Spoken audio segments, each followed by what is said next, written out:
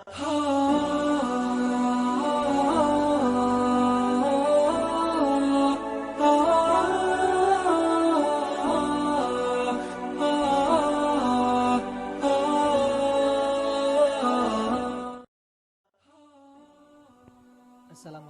warahmatullahi wabarakatuh.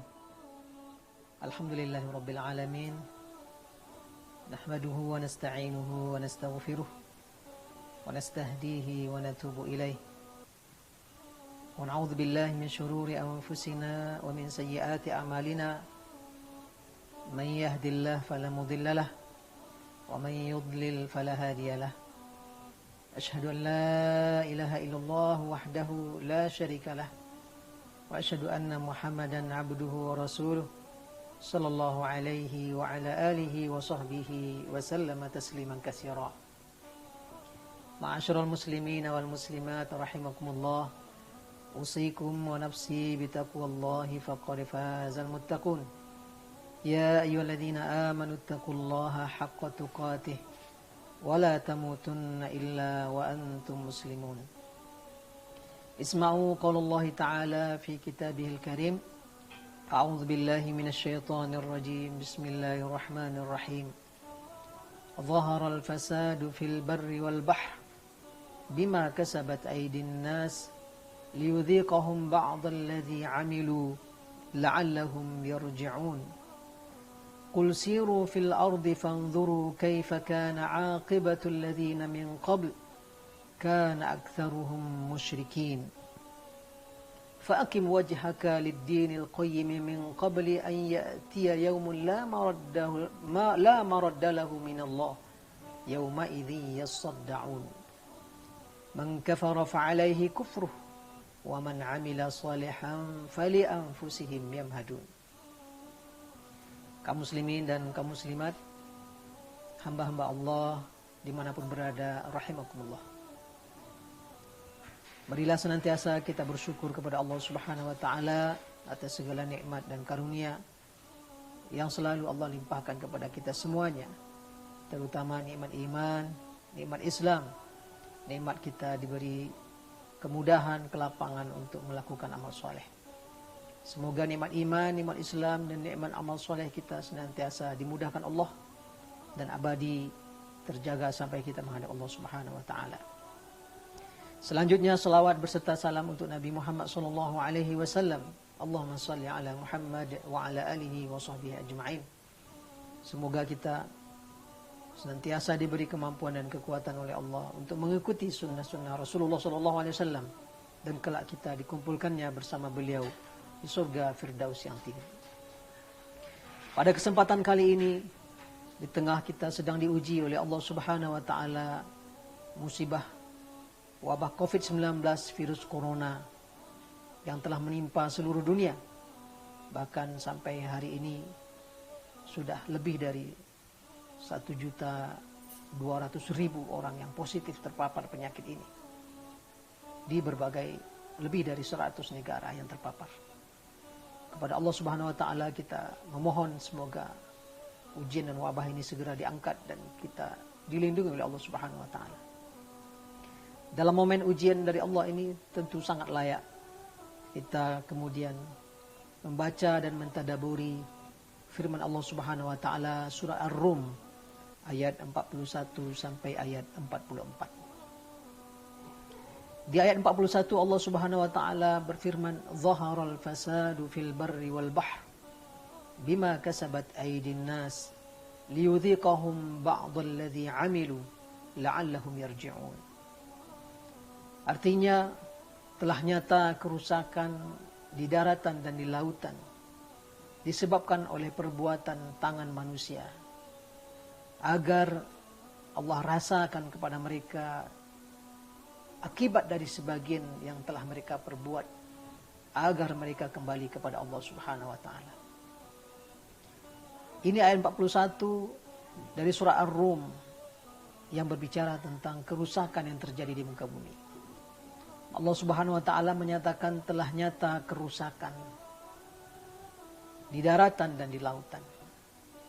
Para ulama tafsir yang menjelaskan baik di kalangan sahabat, kalangan tabi'in dan ulama-ulama tafsir terkenal, dan Imam Ibnu Katsir dalam kitab tafsirnya, juga Imam Ibnu Jarir At-Tabari dalam kitab tafsirnya menjelaskan tentang kerusakan yang dimaksud oleh Allah Subhanahu wa taala. Di antaranya kerusakan itu berupa kerusakan dalam bentuk tidak terjadinya panen, terjadinya kekeringan, tidak turunnya hujan. Juga di antara mufassir mengatakan kerusakan itu dalam bentuk tersebarnya pembunuhan. Banyaknya terjadi penganiayaan dan perbuatan-perbuatan zalim di muka bumi. Dan kerusakan-kerusakan lain yang tampak terlihat nyata berupa bencana, musibah. Seperti juga mungkin banjir, gempa bumi, tanah longsor, dan berbagai bencana-bencana lain. Ini semua masuk dalam makna al-fasad, kerusakan di muka bumi. Bahkan sebagian ulama tafsir juga menyebutkan bahwa kerusakan di muka bumi ini masuk di dalamnya adalah munculnya berbagai dosa dan maksiat. Itu juga adalah kerusakan di muka bumi. Bermunculannya perbuatan-perbuatan dosa dan maksiat di muka bumi ini, itu juga adalah sebuah kerusakan. Kemudian Allah Subhanahu wa taala menyatakan telah nyata kerusakan di daratan dan di lautan. Para ulama tafsir menjelaskan makna al-bar dan al-bahr. Maksud dari daratan di sini adalah negeri-negeri yang daratannya luas. Kota-kota atau kampung-kampung yang berada di daratan yang luas. Itu yang dimaksud dengan daratan.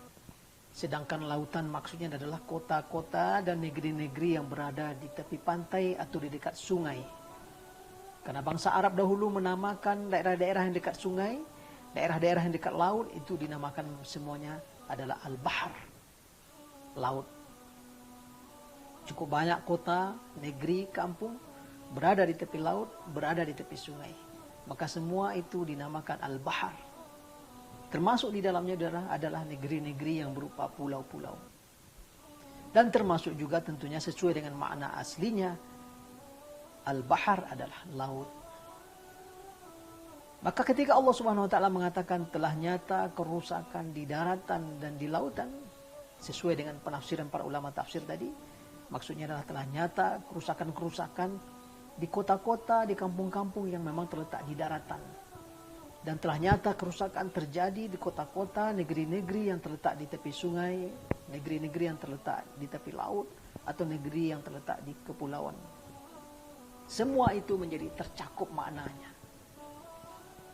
Termasuk juga para ulama menafsirkan bahwa kerusakan di lautan masuk di dalamnya adalah terjadinya perampasan kapal-kapal nelayan, tindakan-tindakan menganiaya di lautan, pencurian, itu semua juga masuk dalam makna kerusakan di lautan.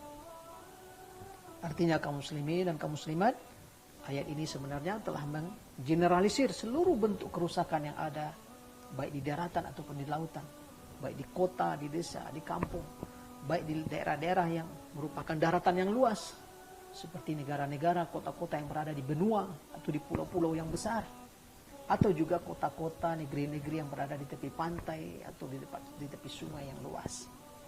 Semua tercakup oleh makna ini. Allah Subhanahu wa taala memastikan bahwa di tempat-tempat ini telah nyata nampak kerusakan dengan berbagai jenisnya. Lalu kemudian Allah katakan, bima kasabat aydin nas. Itu terjadi karena perbuatan tangan manusia.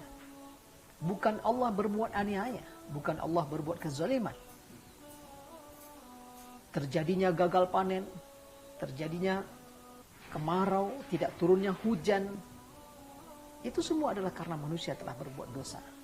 Karena manusia telah melakukan pengingkaran kepada Allah Subhanahu wa taala yang kemudian berakibat Allah turunkan berbagai ujian dan bencana liyudhiqahum ba'dalladzi 'amilu. Itu apa?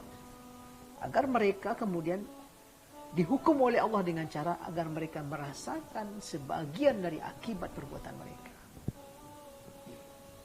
Jadi perbuatan-perbuatan dosa manusia, perbuatan-perbuatan maksiat yang dilakukan oleh manusia, betul, dia akan mendatangkan bencana, dia akan mendatangkan kerusakan, dia akan mendatangkan hukuman dari Allah Subhanahu wa taala.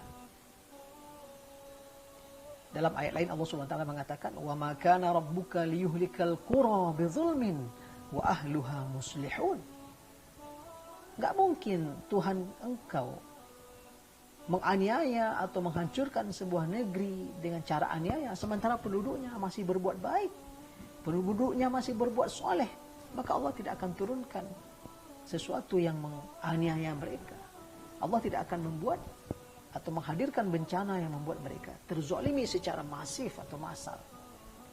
Kalau penduduk negeri atau tempat atau kota itu masih adalah orang-orang yang senantiasa berbuat kebaikan dan memperbaiki apa yang ada di sekitar mereka.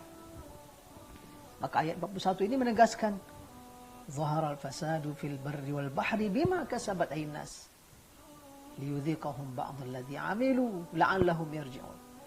Nyatanya kerusakan bencana yang hadir di muka bumi ini, baik di daratan ataupun di lautan, semua adalah akibat dari perbuatan dosa manusia. Dan kemudian Allah hadirkan ujian dan bencana itu untuk agar manusia merasakan sebagian dari akibat perbuatan mereka. Tujuan kemudian adalah agar manusia sadar, la'allahum yarji'un, agar mereka kembali kepada ajaran Allah Subhanahu wa taala. Tentunya sikap orang beriman ketika mendapatkan ayat ini segera koreksi diri, segera mengembalikan dirinya kepada Allah Subhanahu wa taala, memohon ampun atas segala salah dan dosa. Tidak juga kemudian menunjuk orang-orang lain, Anda telah melakukan dosa, tidak. Tapi ayat ini bagi orang beriman adalah introspeksi diri, evaluasi diri. Terjadi kesusahan di sekitar kita, terjadi ujian dari Allah Subhanahu wa taala di sekitar kita, maka orang beriman langsung meresponnya kembali, menyerahkan diri kepada Allah Subhanahu wa taala, memohon ampun. Karenanya kemudian ayat kedua, ayat 42, Allah Subhanahu wa taala mengatakan kepada Rasulullah, "Qul," katakan wahai Muhammad, "siru fil ard." Coba silahkan kalian bepergilah di muka bumi ini. Fanzuru kaifa kana aqibatul ladzina min qabl. Coba perhatikan, baca sejarah seperti apa kesudahan orang-orang sebelum kalian. Kana aktsaruhum musyrikin. Kebanyakan orang-orang terdahulu adalah kaum musyrik. Memang betul. Yang beriman di muka bumi ini selalu minoritas. Tak pernah mayoritas. Sejak awal ajaran tauhid Allah turunkan kepada para nabi dan rasul sampai kepada nabi terakhir, Khatimul Anbiya wal Mursalin, nabi kita yang mulia Rasulullah SAW, sampai nabi terakhir, selalu saja orang beriman tak pernah mayoritas. Selalu minoritas. Dan kebanyakan penduduk bumi adalah orang-orang musyrik. Maka Allah perintahkan kepada Rasul, wahai Muhammad, katakanlah kepada kaummu, kepada umatmu, silakan kalian berjalan di muka bumi. Baca sejarah, perhatikan bagaimana kesudahan orang-orang sebelum kalian, yang kebanyakan mereka adalah orang-orang musyrik. Allah timpakan hukumannya kepada kaum Nabi Nuh, Allah timpakan hukumannya kepada kaum Nabi Hud, Allah timpakan hukumannya kepada kaum Nabi Musa, kepada kaum Nabi Ibrahim, kepada seluruh nabi-nabi dan rasul yang kaumnya engkar kepada Allah SWT, melakukan kerusakan di muka bumi. Allah hadirkan hukumannya kepada mereka. Itu yang disuruh oleh Allah SWT untuk kita perhatikan dan kita baca.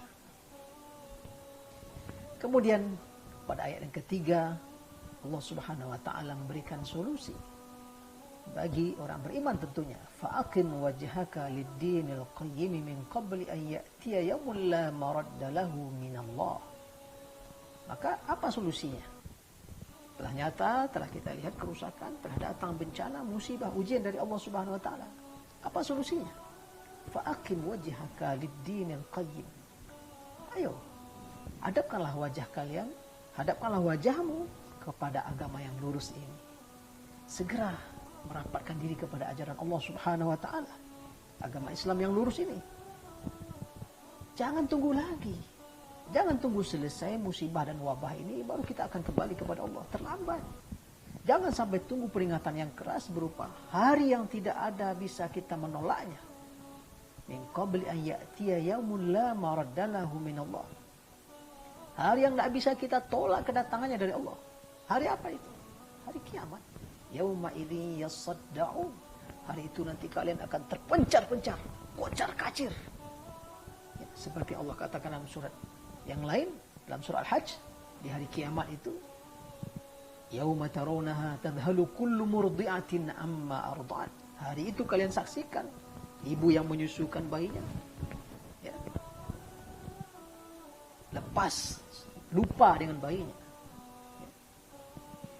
Wa tada'u kullu dhati hamlin hamlaha. Bahkan yang sedang hamil keluar isi perutnya. Saking mengerikannya, saking paniknya hari kiamat. Hari yang tidak bisa kita tolak. Wa taran nasa sukara wa ma hum bisukara walakin 'adzaballahi syadid. Kalian temukan, kalian saksikan orang seperti orang gila semuanya, panik. Tapi sebenarnya mereka tidak sedang panik, melainkan itu sedang diazab oleh Allah SWT. Tentu orang beriman dengan ujian wabah COVID-19 ini tidak boleh panik. Tidak boleh bersikap dengan sikap yang salah. Harus segera kembali kepada Allah SWT. Sebelum datang hari yang bikin kita panik, segera merapat kepada Allah. Memohon kepadanya petunjuk. Menghadirkan ketenangan jiwa dan hati kita dengan bersandar kepada yang maha kuat, maha bijaksana dan maha tahu, Allah Subhanahu Wa Ta'ala.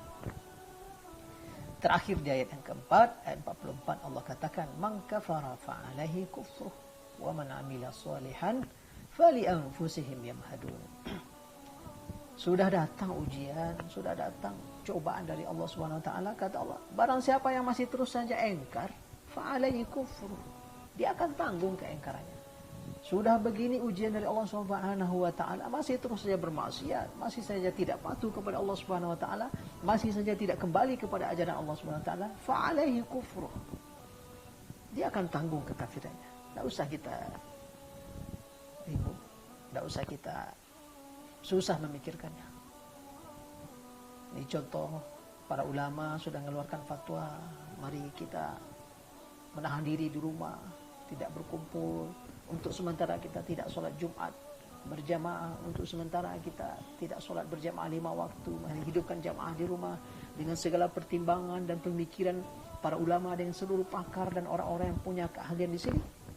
Keluar fatwa itu, sudah, kita selaku umat yang beriman patuh, sami'na wa ata'na, kita dengar.